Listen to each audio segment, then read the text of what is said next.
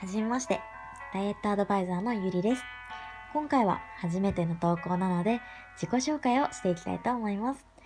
私は現役女子大生で、今22歳で、ダイエットアドバイザーとして女の子のダイエットのサポートをさせてもらっています。突然なんですが、私の過去のスペックを暴露しますね。はい。私は身長154センチ。結構小柄ですね。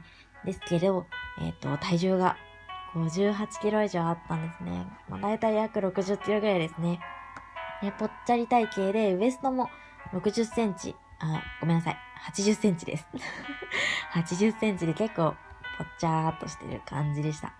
しかし、ある方法で、私は30日間で体重がなんと49キロ、49.8キロまで落ち、ウエストも69センチまで細くなりました。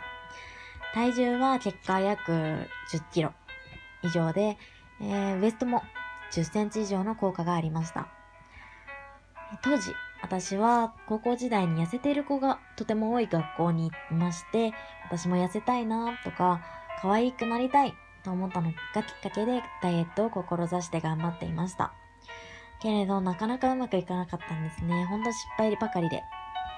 ってところで、ジョギングとか1時間やって汗かきながらやったりとか、筋トレを毎日50回やるって決めたものの続かなかったり、そんなことがいろいろ失敗あげると、本当に様々なものが出てくるんですが、あなたもそんな経験はあるんじゃないですか？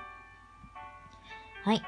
で、今回は私が紹介するダイエット方法では、30日間でくびれをゲットして、あなたがこの最後のダイエットにするというコンセプトで紹介しています。